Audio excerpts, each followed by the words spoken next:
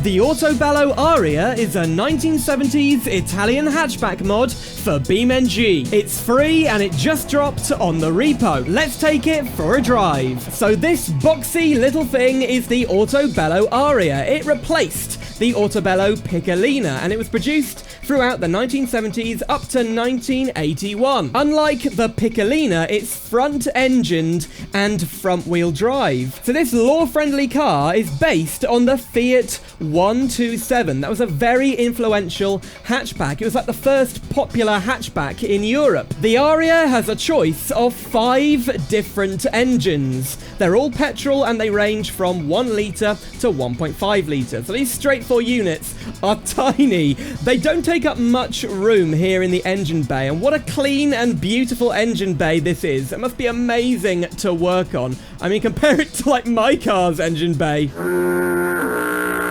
And look, the jack is stored here. Doesn't seem to be connected to anything. That's a really neat little detail. The interior is very 70s, and even on the base model, we get some quite nice looking seats. Looks like they're half leather, and a wooden dashboard. Wow. So driving the Autobello Aria. This is the base model called the Standard. We've got a 1 litre engine and 47 horsepower. That's not a lot, but the car only weighs about 700 or 800 kilos. Okay, let's take it onto the road. Now this car drives really nicely. We've got a nice free revving engine. The handling is really rather surprising. You can chuck it into any corner at almost any speed. Whoa, no anti-lock brakes. And it just grips. It feels very like the original Mini. We've also got just the perfect amount of body roll. Look at that. I don't know how this comes across on video, but to me, with a steering wheel, it handles like a dream. And at the top end of the revs, we've got a slightly modified exhaust sound. Listen to this. It's very raspy. Time for a crash test into an FCV.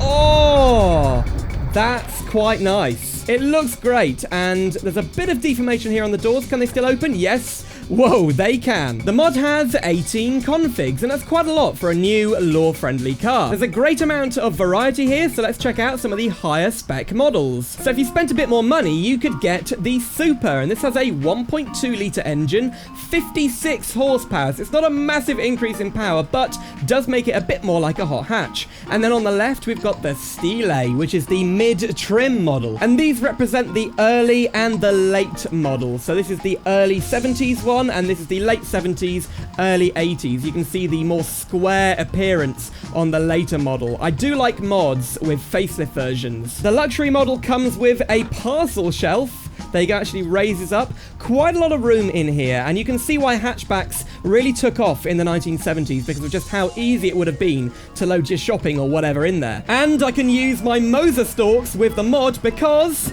we've got wipers. Yay! We've got 2 different speeds, like fast and slow, and the interactivity doesn't end there because on the interior we've got a dome light which lights up pretty much all the car. Only got 1 light in here though. Then down the left, lots of different buttons. You've got the front wipers. The rear wiper isn't actually on this version of the car. And then we've got hazards, fog lights, normal lights, and the mod has a full BeamNG career mode support. You can put boxes in the trunk and replace the rear seats with some big boxes. Yay! So does that 1.2 litre engine make much difference? Well, that's foot to the floor.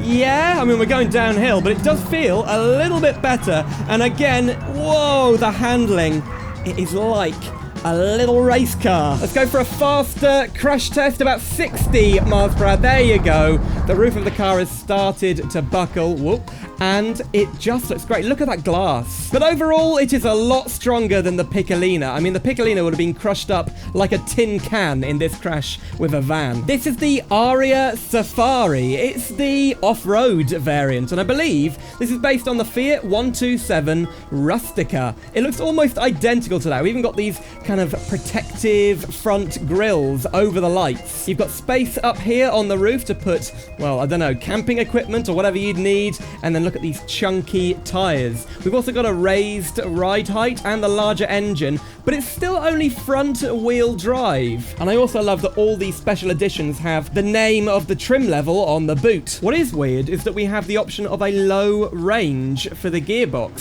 So I'm going to put it in there and see how we do up this not too difficult, but still a little bit challenging off-road route. Well, she's jumping up and down. Bit like the Fiat Panda 4x4, this thing, just without the four-wheel drive. I'm going to push it a little bit harder now, and it's just soaking up the bumps. This car has one of the best suspensions I think I've ever driven in BeamNG, and it's quite hard to knock the wheels out of alignment, so the suspension is quite strong. Whoa, as well as quite good for performance. Let's get up to the top and then jump off. Let's get some carnage and chaos going. Here we go, let's test the crash model to the limit. Okay, heading down to some trees, and oh, there you go. Oh, still going. I'm trying to follow it. Oh, come on, stop. Well, there you go. I think we can safely say the crash model on this thing is really, really good. For a law-friendly car, it's got near vanilla levels of crash model quality. These are the highest trim levels available for the Aria, the Elegante and the Anniversario. There is a hot hatchback variant coming later, but these are the luxury ones. So what's different about this car? Well, we've got slightly different trim on the outside, some chrome going on here. Plus, we've got a heated rear screen and a rear wiper. Listen. Oh, that noise is brilliant. And what every driver wants, a clock.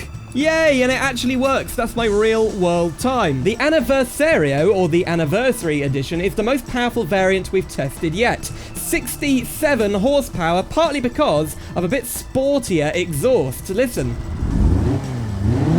We've also got the tricolor going down the side, and this is the 30th anniversary edition. That's the 30th anniversary of Autobello producing cars. So if this is from 1979, that means they started in 1949. But in the late 70s, this was really the era of the plastic interior, and oh god, the plastics are not nice, but I do like the weathering effect on here. Yeah, they've done a really good job at making this plastic look like it was from the era. To save money, they didn't put a glove box in here. We've just got two cubby holes. Kind of perfect size for like a tablet there. Look at that. Before we check out the sport models of the Aria, let's talk about the mod creator. So they previously created the Hirochi Mistral, and that released 3 years ago. I can hardly believe it's been that long.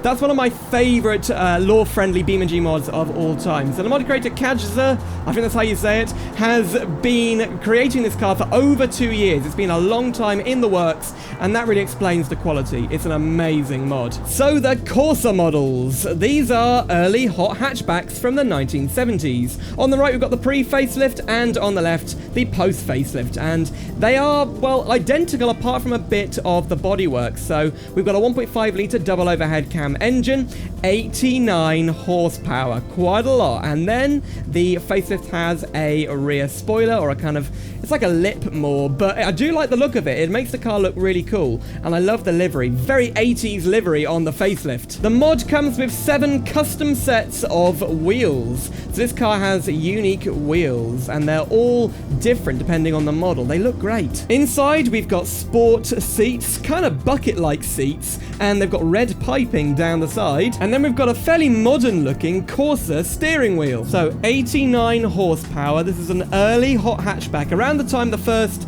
Golf GTI debuted. Okay, let's thrash this engine up this hill climb route. Whoa, good turning circle on this thing, and the suspension feels a lot firmer. Push it into the corner, still incredibly grippy. You're always just shocked at how much grip this car has to give. 70 miles per hour, no sweat, into fourth. Oh my goodness, into the town. Can we make it around this corner? No! We hit the curb, but whoa, no, lost control. And look at the rear fog light. Look at that thing. It sits about as low as the exhaust. Okay, handbrake turn. Whoa. Oh, yes. Handbrake is really effective on this thing. But most importantly, it's fun to drive, and anyone could drive this quickly. It's just so easy to get used to. You barely have any oversteer. Even if you're losing control, you can power out of it. And then if you want to, you can crash for fun, because that crash model is amazing. Here we go. Whoa, that was a big one. Seriously impressive. Look at the deformation on the roof there. I just wish BeamNG had scratches on the metalwork. Maybe in the future we'll get that. So it turns out the police were also using the Corsa variant. You can see Corsa on the grille here. This is the Carabinieri version, the Italian police. And it has the classic blue lights on the top and the classic Italian siren. And inside, it's pretty much the same, but we do have some police equipment here on the dash. Then we've got the Street Resto mod. This is a Corsa, as you can see, but it's been modified heavily with a turbocharged 1.5-litre engine. We also have slightly changed styling, some quite interesting sprayed black rims. Look at those, I think they're called Tims, yeah, pretty funny. And we've got these LED lights, actually daytime running lights with these LED turn signals as well. I like the look of this. It kind of looks very square, even squarer than the facelift version. We've also got electronic stability control, so I've put it into sport mode. Here we go. Oh. Okay, the ESC kind of kicks in quite a lot. Let's try it without the ESC even on. Here we go. That's a lot of wheel spin. 25.5 PSI being pulled on the turbo. 90 miles per hour, 100 brakes. Oh, have we got anti-lock? I think we do. There are also LEDs at the back, and the suspension has been firmed up so much. But we can't not mention the roll cage as well. Now, we've got 294 horsepower. What is the top speed on the highway? Well, I'm pushing it pretty quickly, and it's handling okay. A little bit understeer, although we are doing 140. Well, there's 155. Still accelerating. 165, 170. Pushing it round here. We've only got 5 gears, but there's 170. So let's say 175 is the top speed of this thing. Brake test. Oh, even with the ABS, we are locking up. Oh no, part of the engine is coming through the hood. And what an engine it is, by the way. This is taking up pretty much the whole of the engine bay.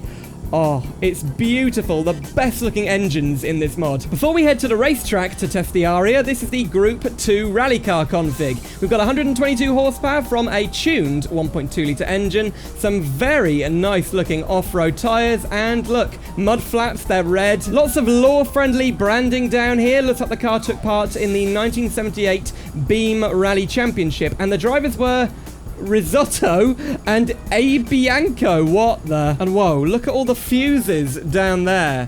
That's crazy. Okay, well, let's go. Now, have we got a normal... Whoa, listen to the engine. We've got a normal manual gearbox, not sequential. Brakes, here we go. Can we get a bit of handbrake action going? Oh, that's good. I mean, I should be taking it a bit quicker than that, but yeah.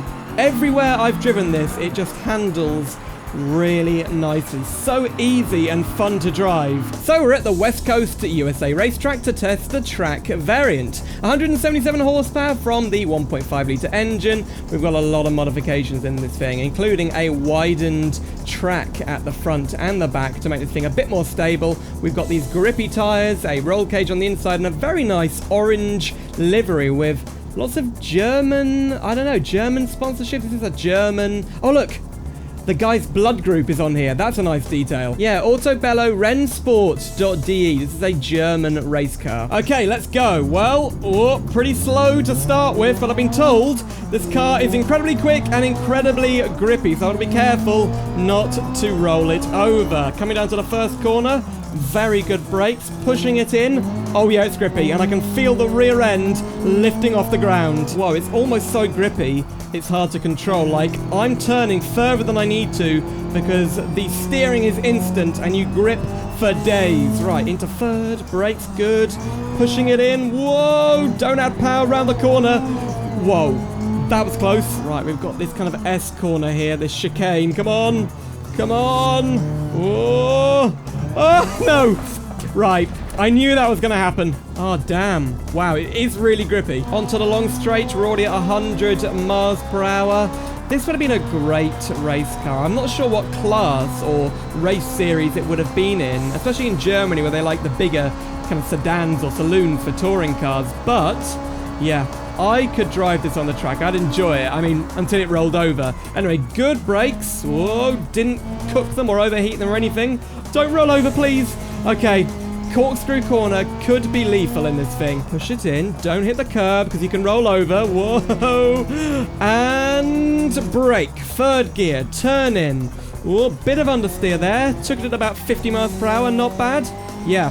Handles really well. It's so grippy. So the final two configs are prototype race cars, and these have motorbike engines mounted in the rear. They're actually mid-mounted engines, and you can see the intakes coming in through the windows there, and then a big exhaust pipe coming out the back in the center there. Wow. These things are crazy. They've got really wide body kits. Now, the normal one here has 256 horsepower, but you can also get a turbocharged variant with 309. And again, we've got lots of Easter eggs here. Look, S Trudel, Strudel. Yep, very funny. And where's the name on this one?